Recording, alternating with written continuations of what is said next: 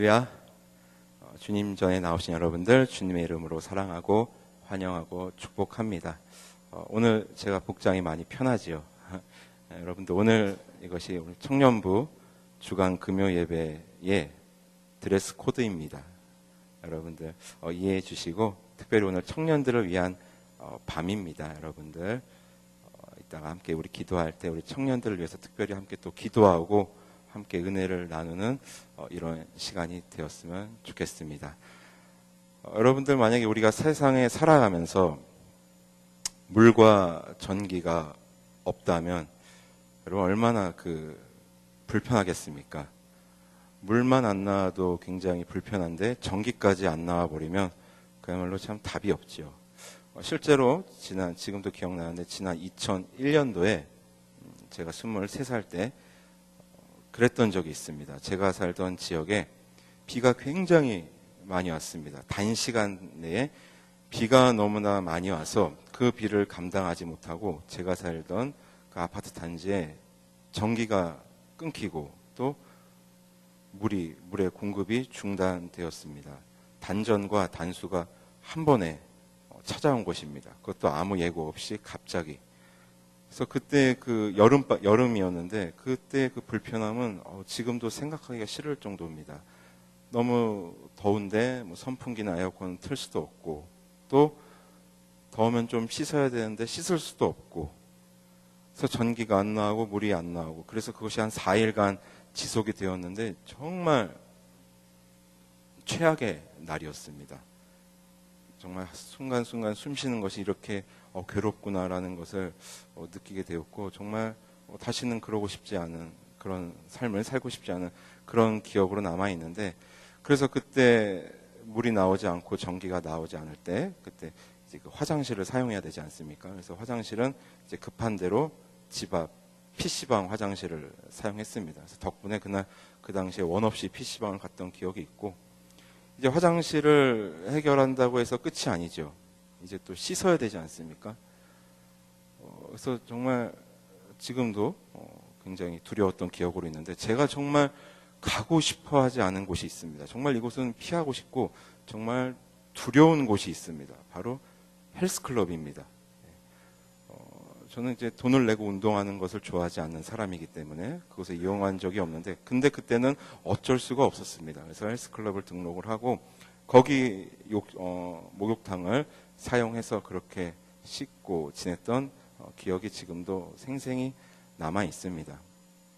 그런데 지나고 나서 한편으로 생각해 보면은 물과 전기가 이제 중단이 되었음에도 불구하고 또 그 가운데서도 이제 적응을 조금 하면서 살았던 기억이 있어요.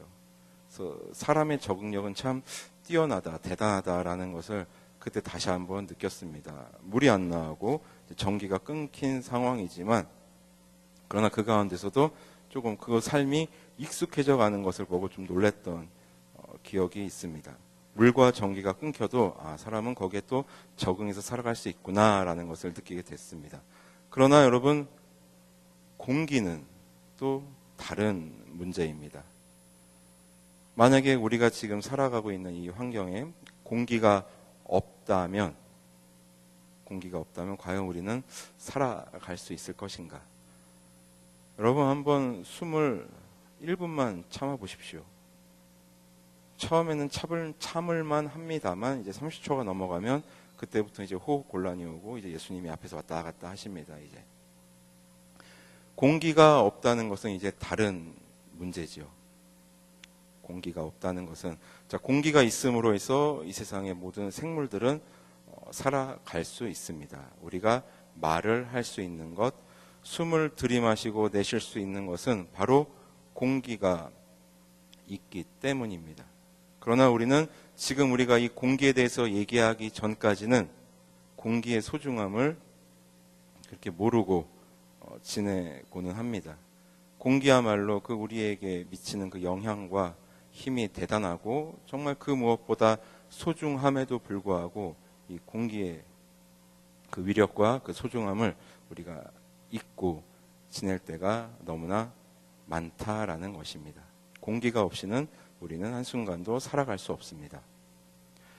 그리스도인의 있어서, 성도들에게 있어서 바로 이 하나님의 은혜가 공기와도 같은 그러한 존재입니다.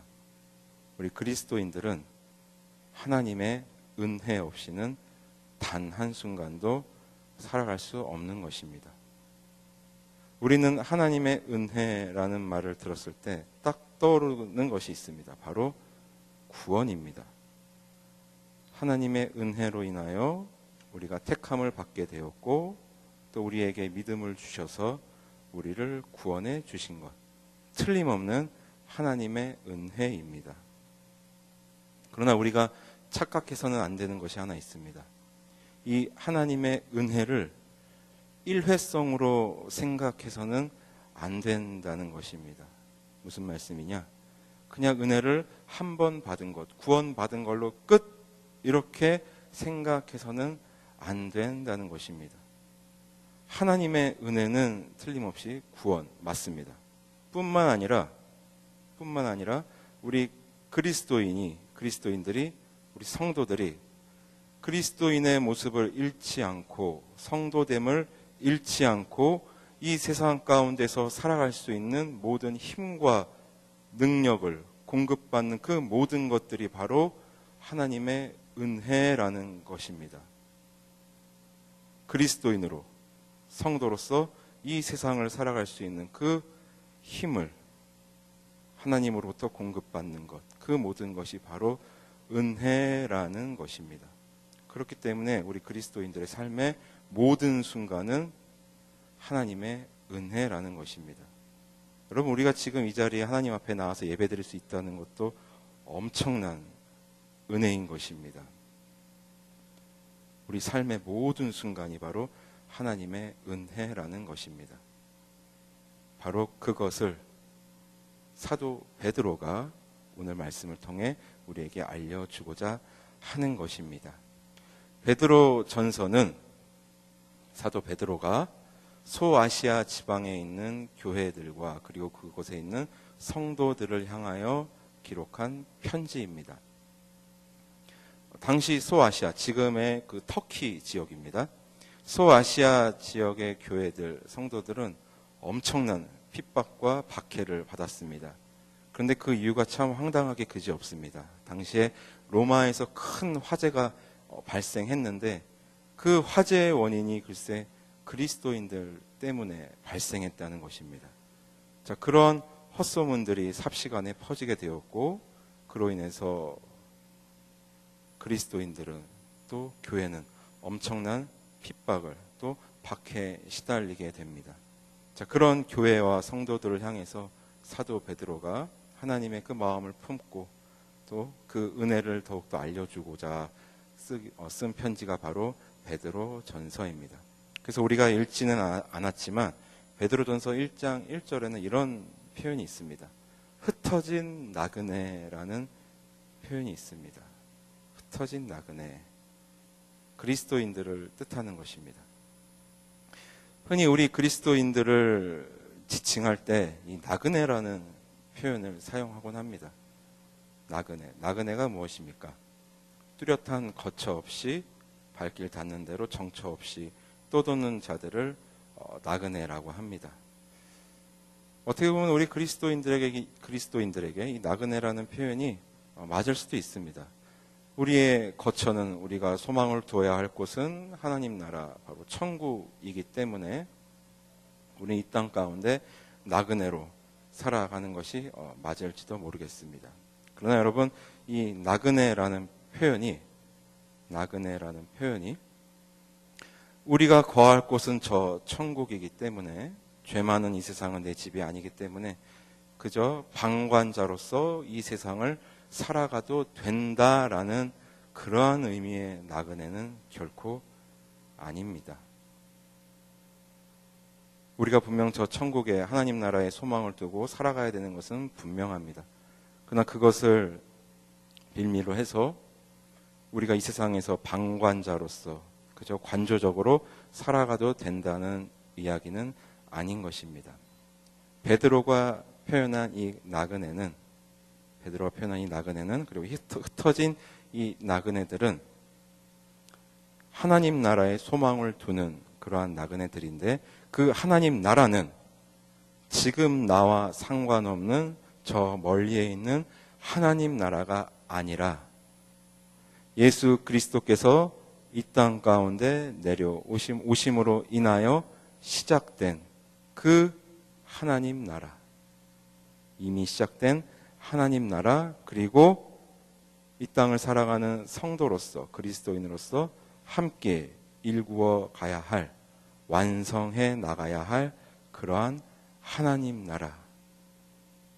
사도 베드로는 하나님 나라를 그렇게 알고 믿고 있었습니다. 바로 지금 내가 있는 곳에서 하나님을 향해 소망을 두고 함께 일구어가는, 함께 완성해가는 하나님 나라라는 의미로 사용하였고, 그곳에 우리의 마음을 두고 또 그것에 소망을 둔 흩어진 나그네들이라는 표현을 사용하였습니다. 즉 우리는 거룩한 나그네들이라는 것입니다. 정처 없이, 거처 없이 그저 발길 닿는 대로 돌아다니는 것이 아니라 그 함께 이루어가는 하나님 나라의 소망을 두고 이 세상을 살아가는 나그네들이라고 그렇게 표현한 것입니다. 그러므로 우리 그리스도인들은 목적 없이 이 세상을 살아가는 것이 아니요, 우리를 이 땅 가운데 살아가게 하신 그 하나님의 참 뜻을 이해하고 자각하고, 그리고 함께 하나님 나라를 완성해 가는 그러한 개념을 우리가 품고 있어야 된다는 그러한 이야기입니다.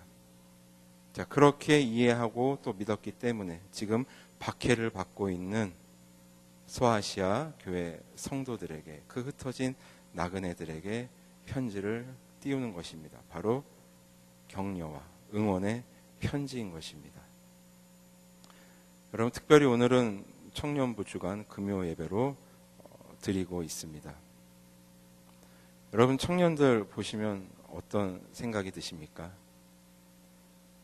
그냥 팔자 좋고 무엇보다 젊음을 가지고 있고 그러한 푸르른 시절을 보내고 있는 그러한 청년들로 여러분 바라보시는지 모르겠습니다. 물론 그렇게 바라봐 주시면 참 감사한 일입니다. 그러나 여러분들도 여러 가지 언론을 통해서 아시겠지만 지금 이 시대를 살아가는 청년들의 삶은 그렇게 편하지 않습니다. 물론 우리 청년들이 편한 시절을 보낸 적은 없었습니다. 여러분들의 그 청년 시절을 생각해 보셔도 그랬을 것입니다. 청춘이라는 말이 무색하게 그렇게 푸르르거나 그렇게 화창한 날의 연속이기보다는 앞으로의 삶을 어떻게 살아가야 되는지 고민하고 어떻게 내 삶을 가꾸어 갈 것인가라는 그런 고민 속에 여러분들도 아마 보내셨을 것입니다. 그리고 그 시간을 여러분들 또 잘 이겨내 오셨겠지요. 지금 청년들의 삶은 여러분들이 생각하는 것보다 더 힘든 시절을 보내고 있습니다. 여러분, 지금 여기 모여있는 우리 청년들 여기 보이지 않습니까? 사실은 이 친구들보다 좀 더 많은 인원이 있는데 그 친구들이 오늘 함께하지 못한 이유가 여기 오기 싫어서 안 온 것이 아니라 각자의 생활 전선에서 지금 열심히 땀을 흘리고 있기 때문입니다. 아르바이트로, 또 공부방 운영으로, 또 기타 야근으로, 또 수많은 일들로 인해서 이곳에 함께하지 못했습니다. 지금 청년들의 삶이 그렇습니다. 여러분, 스펙이란 단어 들어보셨을 것입니다. 스펙이란 단어는 오늘날에 이렇게 사용이 됩니다. 그 사람의 어떠한 경력이나 이력 혹은 가지고 있는 능력을 지칭하는 단어로 이 스펙이라는 단어를 쓰고 있습니다. 그런데 제가 우리 청년들에겐 이야기했지만 여러분, 이 스펙이라는 단어는 원래 사람에게 사용하는 단어가 아닙니다. 스펙이라는 단어는 어떠한 제품에 쓰는 단어입니다. 예를 들면 이런 식이죠. 저 컴퓨터의 스펙이 어떻게 되지? 저 TV의 스펙은 어떻게 되지? 저 스마트폰의 스펙은 어떻게 되지? 저 제품이 가지고 있는 사양이 그 능력이 어떻게 되나? 자, 그러한 표현을 할 때, 그러한 말을 쓸 때 이 스펙이라는 단어를 사용합니다. 그러나 이제는 이 제품에나 쓰는 단어를 사람들에게, 특별히 청년들에게 사용합니다. 제품처럼 비교해 보겠다는 것입니다. 줄을 세우겠다는 것입니다.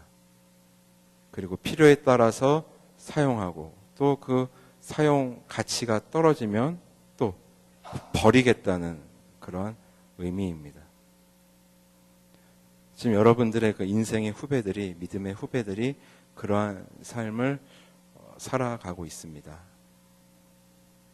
스펙을 더욱더 쌓기 위해서 앞으로의 자기의 삶을 어떻게 살아야 되는지 그러한 심각한 고민 속에서 그러한 삶을 살아가고 있습니다. 제가 청년부를 섬기는 목사로서 가장 제가 한계에 부닥칠 때가 가장 제 자신이 이제 한심하게 느껴질 때가 그들의 짐을 나누어 질 수 없다는 것에서 오는 그 안타까움을 느낄 때 제가 가장 한계를 느끼고 한심하다고 느껴집니다. 그들과 함께 울고 웃고 함께 하나님 나라 일구어 가고 싶지만 그러한 마음을 지금도 품고 있지만 그들의 삶의 무게를 조금이라도 덜어줄 수 없는 것에서 오는 그 안타까움은 정말 이루 말할 수 없습니다. 함께 하나님 나라 일구어 가야 될 동역자들임에도 불구하고 그들이 짊어지고 있는 삶의 무게가 너무나 고단한 것을 제 두 눈으로 매주마다 이제 목격할 때마다 참 안타까움과 또 제 스스로의 참 그런 한계를 경험합니다. 여러분, 우리 성도들에게, 특별히 우리 청년들에게 필요한 게 무엇입니까? 물론 높은 스펙과 뛰어난 배경이 있으면 좋겠죠. 그러나 그들에게 정말 필요한 것은 여러분 하나님의 은혜입니다.